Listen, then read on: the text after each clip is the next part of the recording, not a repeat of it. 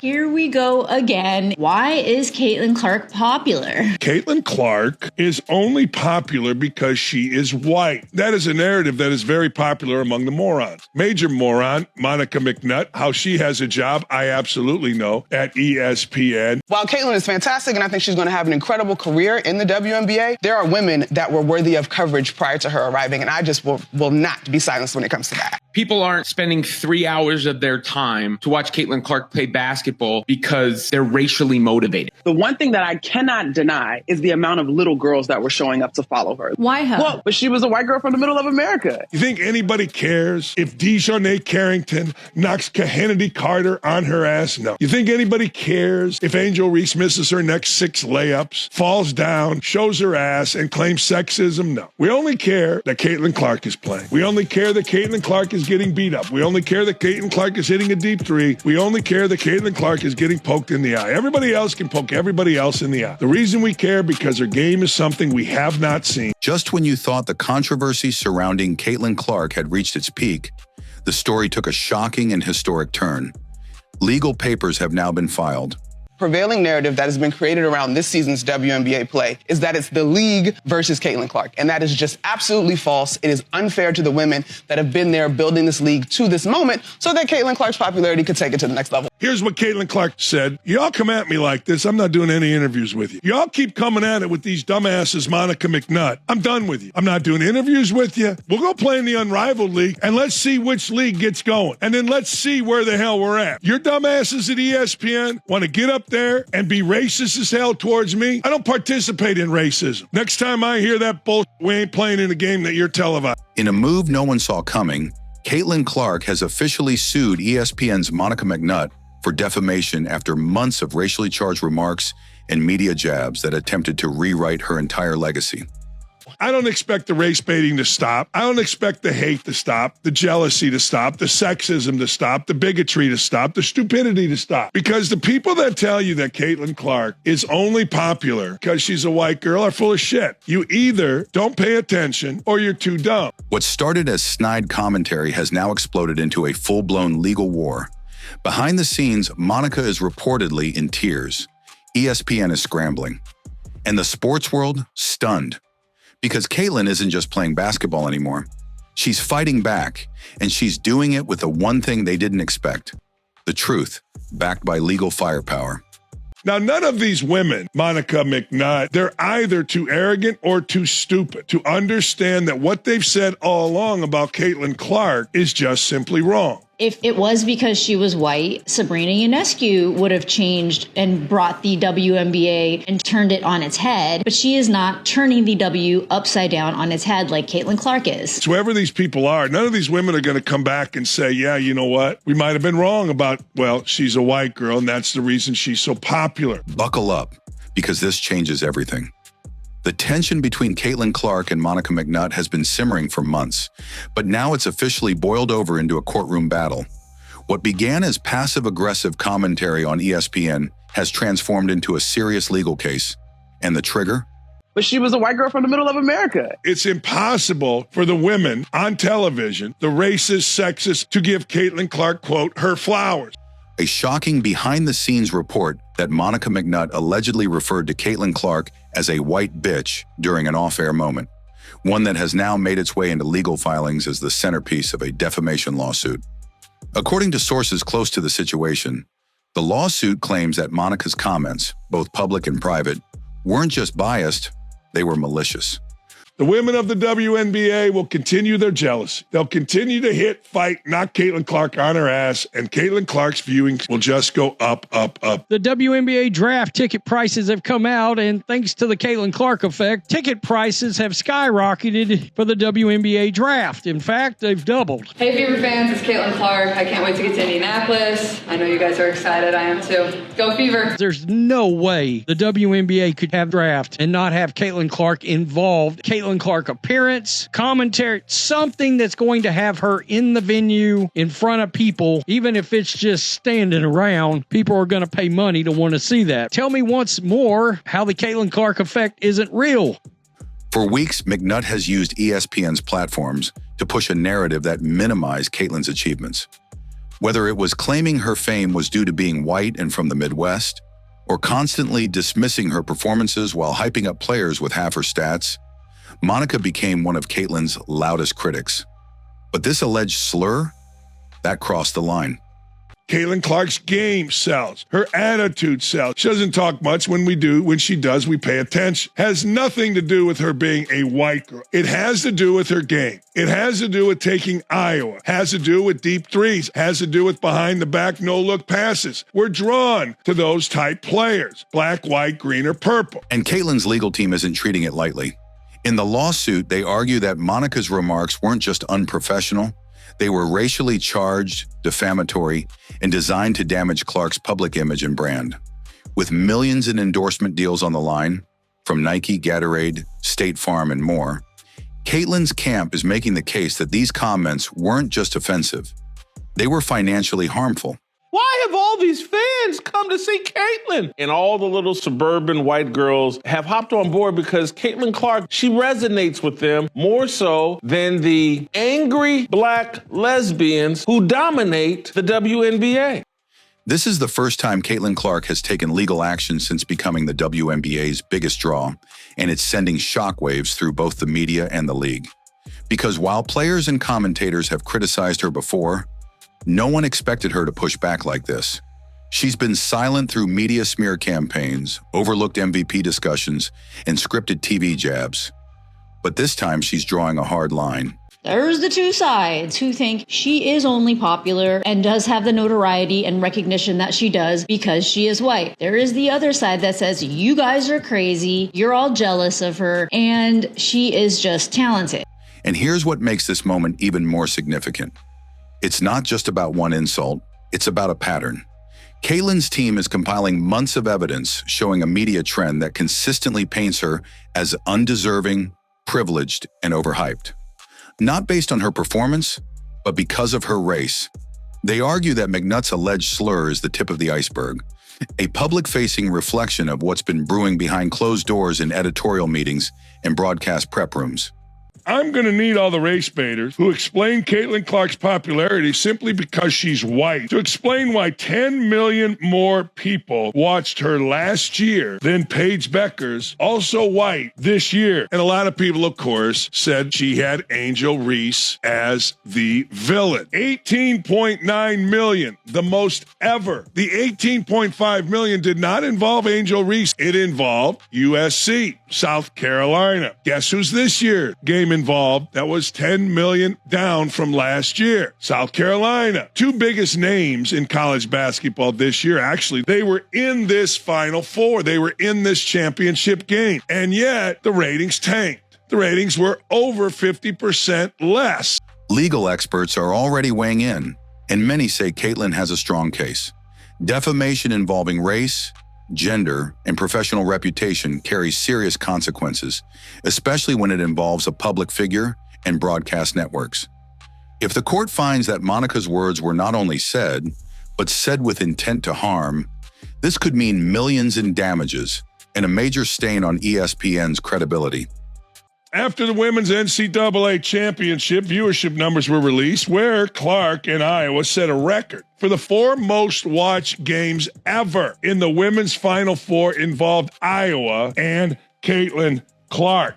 People are going to tell you that the reason Caitlin Clark was so popular in college was her rivalry with Angel Reese. But there is no Angel Reese. There was no Angel Reese. There was South Carolina. Angel Reese played at LSU. And what's Monica's response?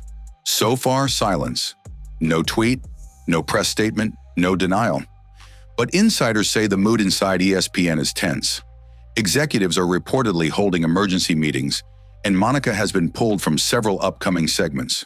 There is just so much statistical data to prove why people are invested and interested and can't stop looking at Caitlin Clark. Like, she has broken a record for records. As a rookie, she has done things nobody else has done. Stats do not require race as a prerequisite. They just are what they are. Tickets for Monday's upcoming WNBA draft have nearly doubled since last year. Attendees this year will pay $99 or more to sit in the lower tier. Last Last year when Clark was drafted, the tickets were $50. Behind the scenes, there are whispers of regret and even tears, because this isn't just a social media storm anymore. This is legal. This is serious. And Caitlin Clark is not backing down. The lawsuit didn't come out of nowhere. It was the result of months of calculated buildup. You stand up to bullies. You don't acquiesce. Because when you acquiesce or apologize, it will never stop. You stand up to bullies. You tell them go F themselves. Caitlin Clark, for the longest time, stayed silent through the storms of media disrespect, coded criticism, and racially charged commentary. She focused on her game, ignored the noise, and let her performance speak. And Caitlin Clark does have a further 3-point range than even Steph Curry, and that is just kind of bonkers. Think about how popular Steph Curry is. Caitlin Clark shoots farther away on average than he does. It all comes back to Caitlin Clark's popularity. I believe it is based on basketball more than anything else. Look at what went viral from the Letterman clip, her playing basketball. But there's only so much one person can take before it turns into action.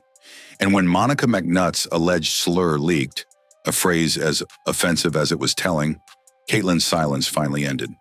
What makes this moment even more powerful is how strategic Caitlin's response has been.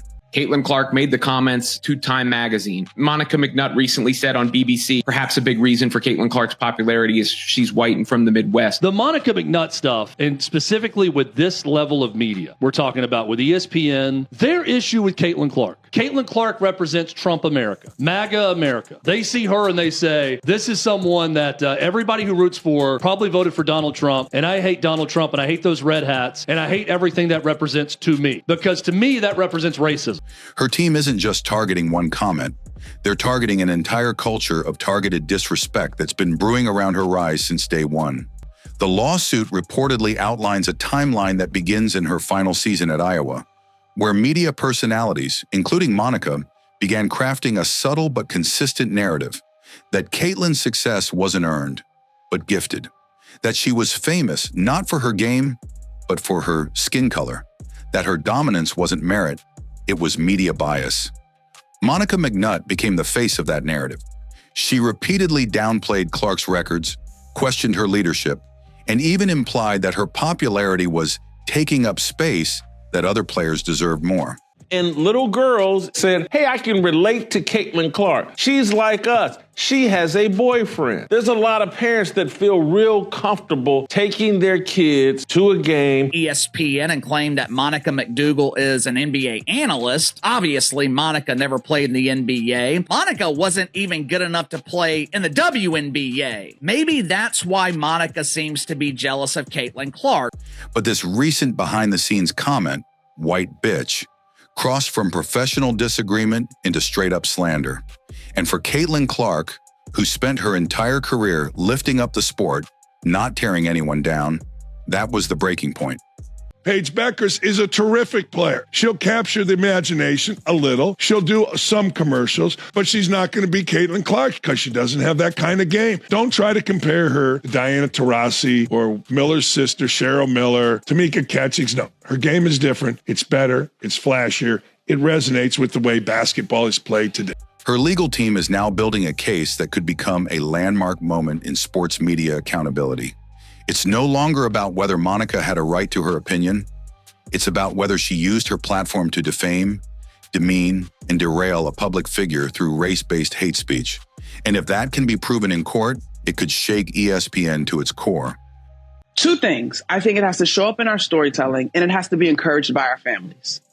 Yeah. To me, right? And so covering the WNBA this past season, Caitlin Clark's rookie year, for all of the conversation that surrounded her, some which was fair and some which wasn't, the one thing that I cannot deny is the amount of little girls that were showing up to follow her. Little girls with their parents and the fervor and the energy there. Why her? Same thing. Why her? Well, I was just about to say same thing for Angel Reese when I had a chance to cover their games. But I think Caitlin represented, and again, some of this to me probably is not fair to her because it was not anything that she said or was truly based on her personality, but she was a white girl from the middle of America. And so she represented a whole lot to a lot of people, whether that is truly what she prescribed to or not. We can all say. She is a dynamic basketball player and a force both on the court and the marketing sense. But I do think, same thing with folks that may have fallen in love with Angel Reese that she may or may not have agreed with everything they had to say either.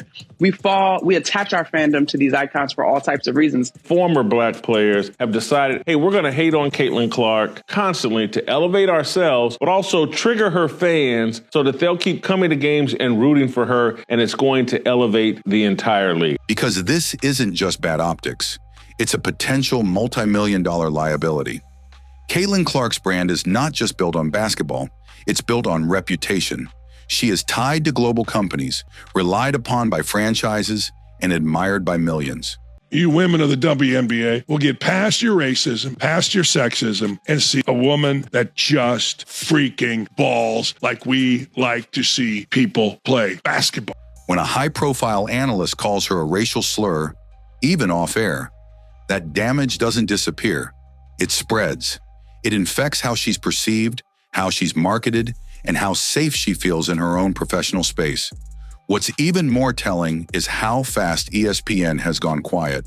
The same network that proudly pushed Monica McNutt to the front of every WNBA segment, every Caitlin Clark analysis, has suddenly gone into damage control.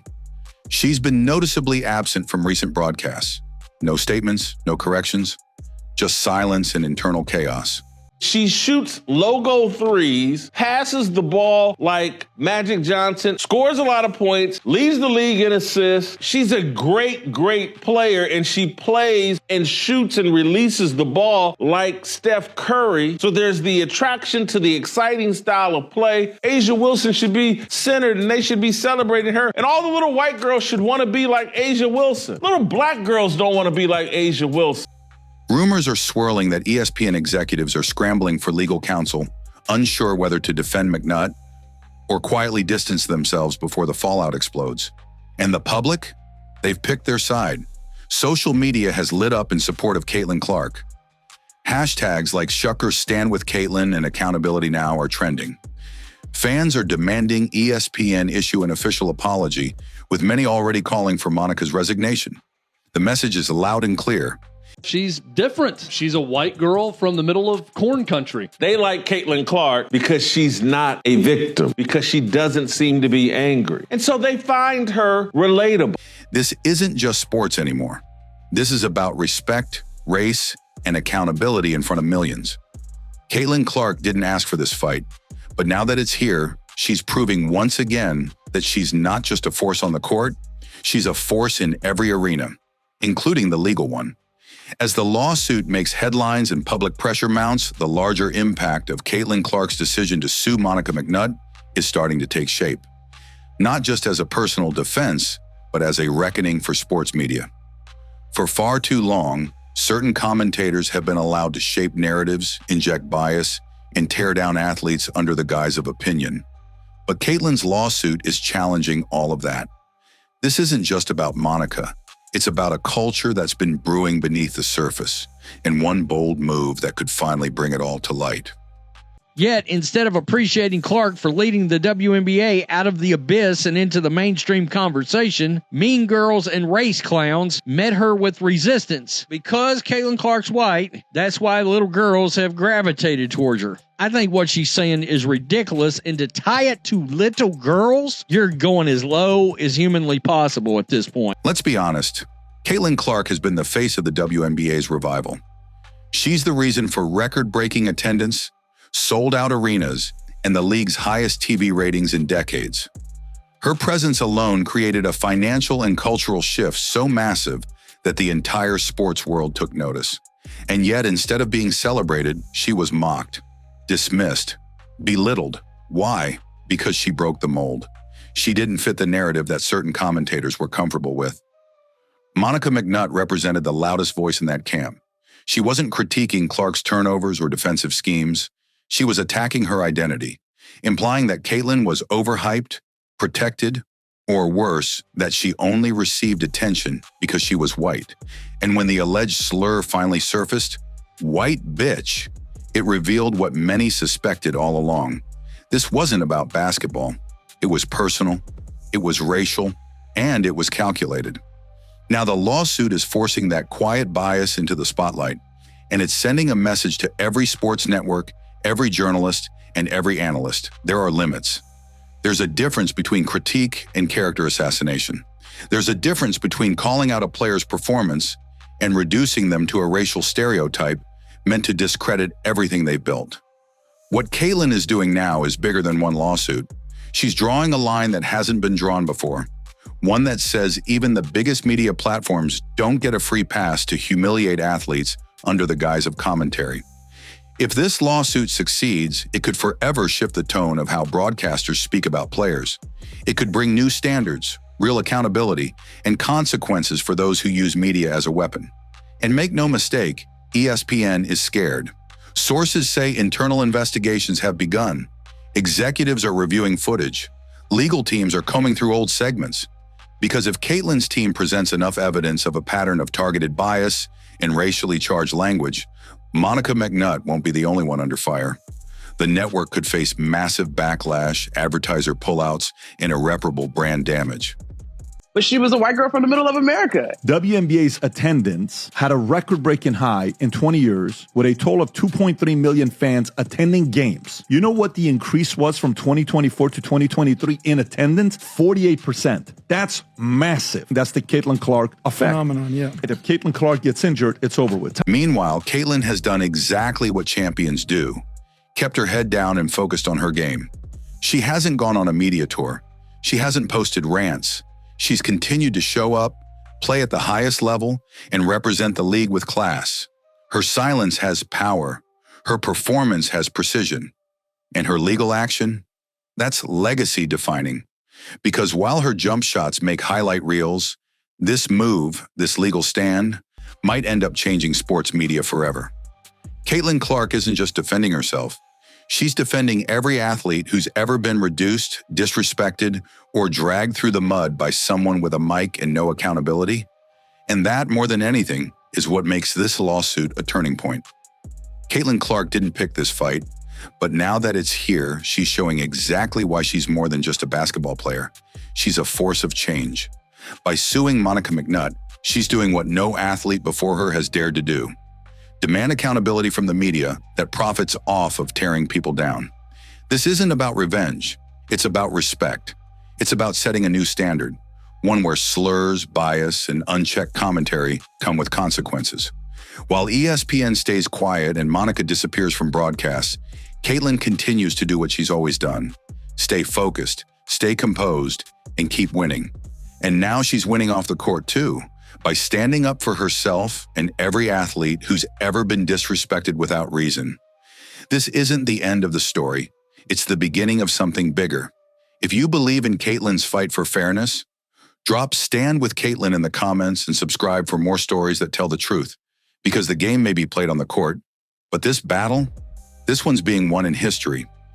Every single one of you WNBA players, you better pray that Caitlin Clark doesn't get injured, because she's keeping your league afloat. Juju Watkins goes down with a devastating injury that might keep her out next season. God forbid. If the same thing happens to Caitlin Clark, the WNBA will not survive. You have one young woman carrying the entire league. And Monica McDougal and her pretend friends in the media, they are doing everything they can to piss off her fan base.